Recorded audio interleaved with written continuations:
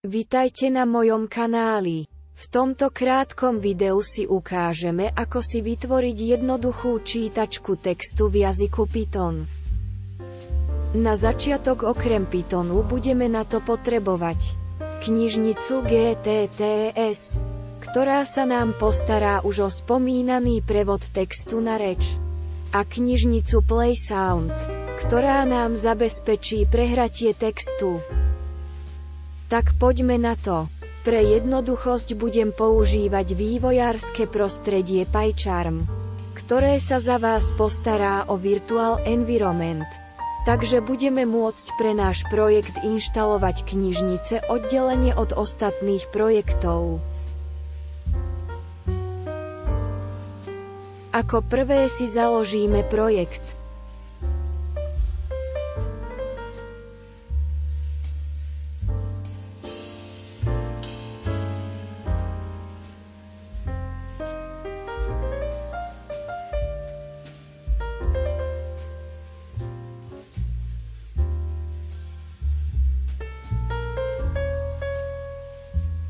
Potom si vytvoríme súbor pre náš zdrojový kód.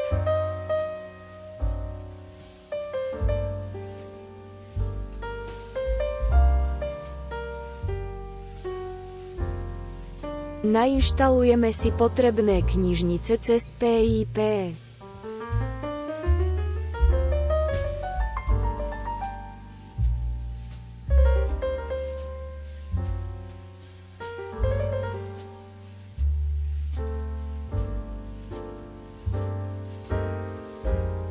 Knižnice sa nám úspešne nainštalovali. Konečne môžeme začať písať náš kód. Ako prvé si naimportujeme knižnicu GTTS.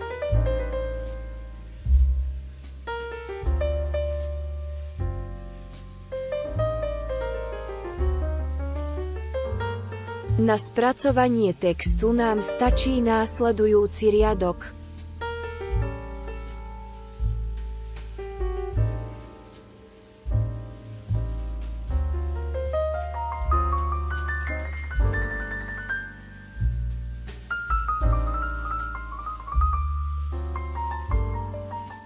Výsledok uložíme do audio formátu MP3.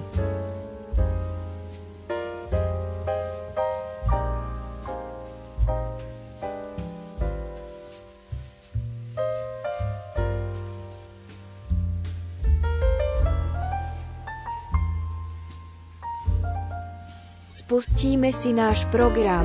V našom priečinku nám pribudol MP3 súbor.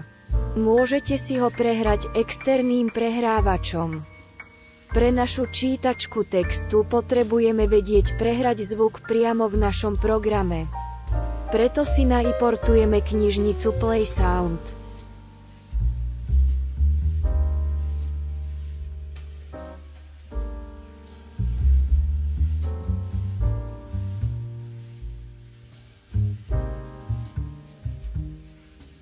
Na posledný riadok pridáme samotné prehranie zvuku a program si spustíme.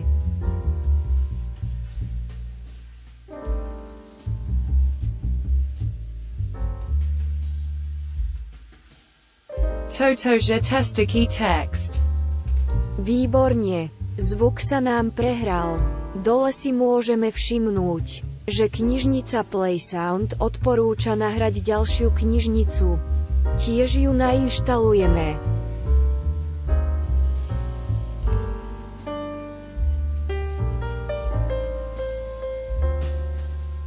Inštalácia nám prebehla. Poďme sa ale vrátiť k nášmu projektu.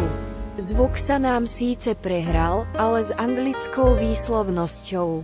Preto musíme pri spracovaní špecifikovať jazyk textu. Ja nastavím slovenčinu.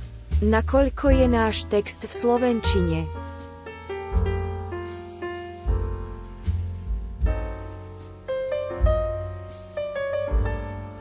Toto je testocí text. Výborne, ešte opravím chybu v texte.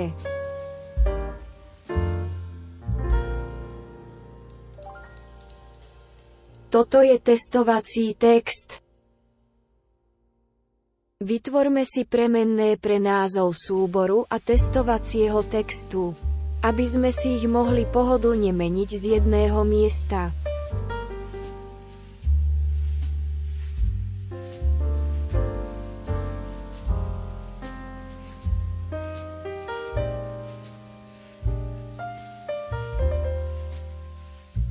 Otestujeme. Toto je testovací text.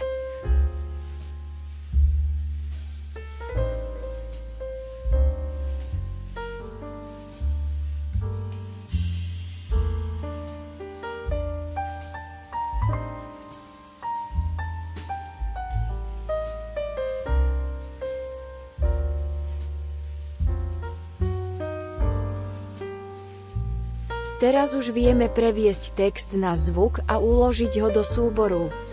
Je na čase spraviť grafické rozhranie pre našu aplikáciu.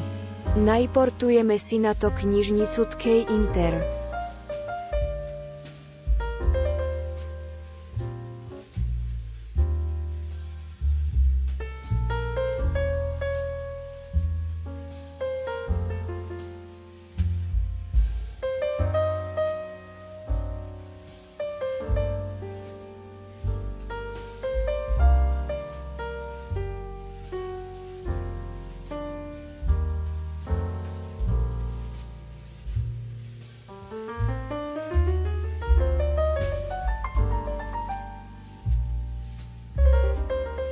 Napíšeme si funkciu play so vstupným parametrom text a presunieme do nej riadky starého kódu na spracovanie textu.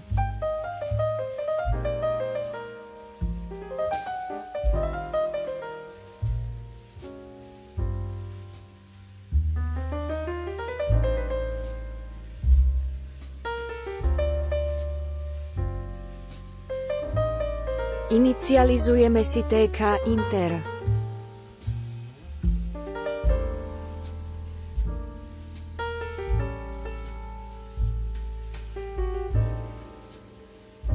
Vytvoríme si textové pole na úpravu textu. Nazveme ho Edit Text.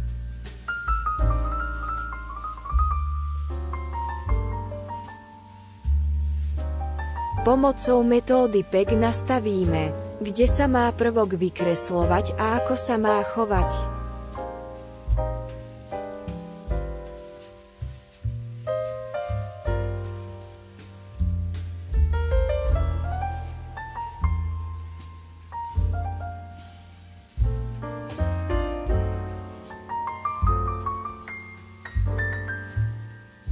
Na spodný riadok dáme volanie hlavnej slučky okna aplikácie.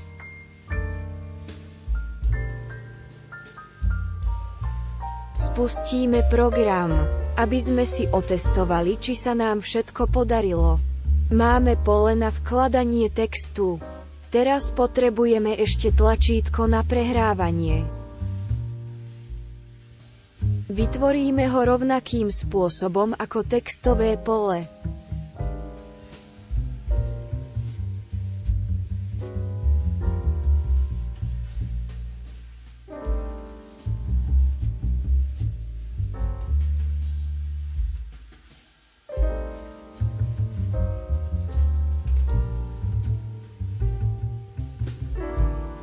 Čo sa týka umiestnenia, tak ho dáme radiť na spodok okna.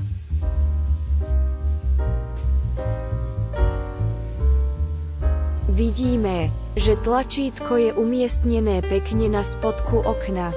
Ako sme chceli, teraz mu ešte musíme dať príkaz, čo sa má stať po jeho stlačení.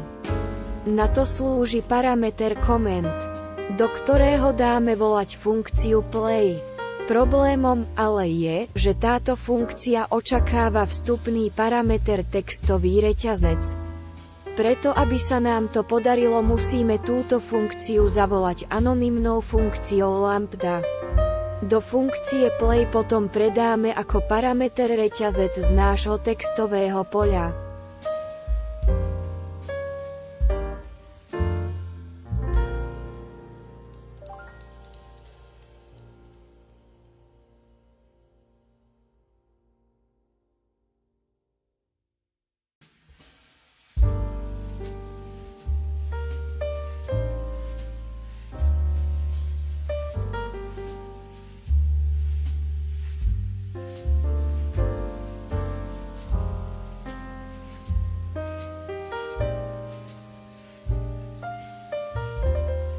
Toto je testovací text.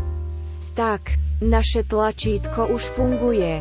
Dostali sme ale úplne iný výstup, ako sme čakali. Chybička sa nám vľúdila do funkcie play.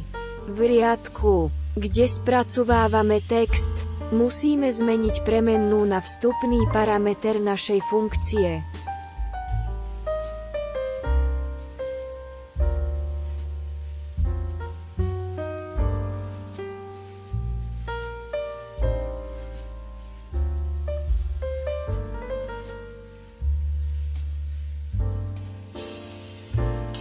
Ďakujem za pozornosť.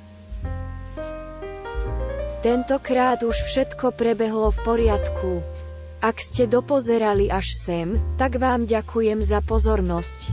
Pokiaľ sa vám video páčilo, tak dajte like alebo odber. Prípadne v komentároch zanechajte spätnú väzbu. Tak ja sa lúčim. Majte sa krásne a zase na budúce.